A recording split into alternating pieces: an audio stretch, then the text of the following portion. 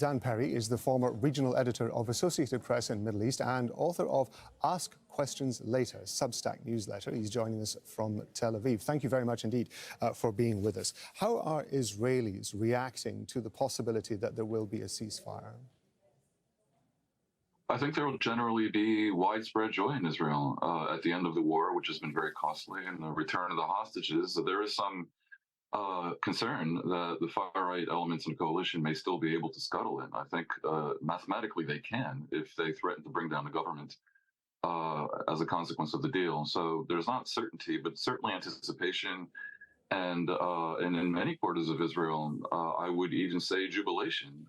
That said, Netanyahu will face tremendous criticism for agreeing to a deal that basically leaves Hamas in power in Gaza. Degraded and depleted though they may be, that appears to be what is happening. I couldn't swear to it because I haven't seen the official deal. And that criticism will come both from the far right, but also from the left, which would have far preferred Netanyahu to engage with global initiatives and proposals that would have seen, in one version or another, a return of the Palestinian Authority to Gaza in place of Hamas. I want to ask you about the role of the far right in this and the internal politics within the Israeli coalition particularly. It came as a little bit of a surprise to many, many people, as you were suggesting, that this deal was being considered by the Netanyahu coalition, given the strength of feeling that there has been on the far right and the threats that we've heard that they would pull out of the coalition and collapse the government. What does that say to you, perhaps, about the way the Benjamin Netanyahu and his allies in the coalition are maybe viewing the role now of the far right?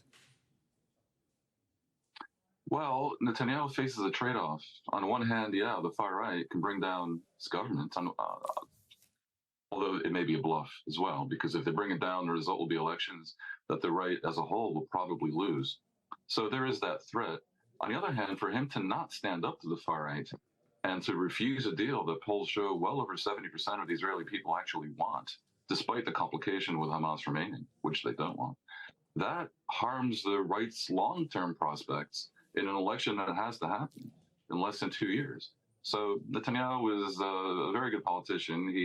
He finds ways to square the circle, but these are the pressures that he is facing. And, you know, these far-right parties, there's two of them, and one of them wouldn't probably get back into the Knesset if there was elections today. So their position is not especially popular.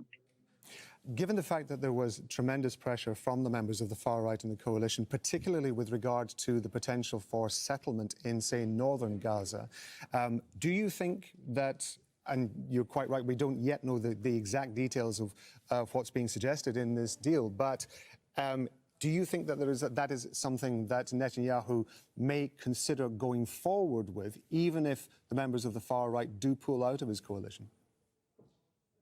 Well, if the members of the far right pull out of the coalition, it's quite possible that will trigger elections. The only way it wouldn't is if the moderate opposition joins the coalition, which doesn't seem like a high probability scenario.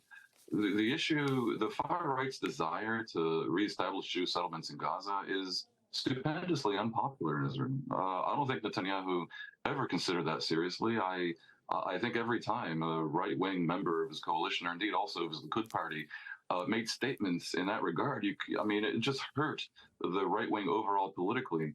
The notion that Israel has ambitions, territorial ambitions on Gaza, is basically false. Israel wants to never see or hear about Gaza again. There are complications, of course, on the security side, but it's not equivalent to the West Bank, which is more strategic, without which Israel is very vulnerable territorially, and which has all these historical and biblical aspects to it that make it so that some people in Israel, a not insignificant number of Israelis, actually do have designs on the West Bank. With Gaza, very, very, very much different. Dan Perry, we appreciate you being with us on Al Jazeera, sir. Thank you very much indeed for your time.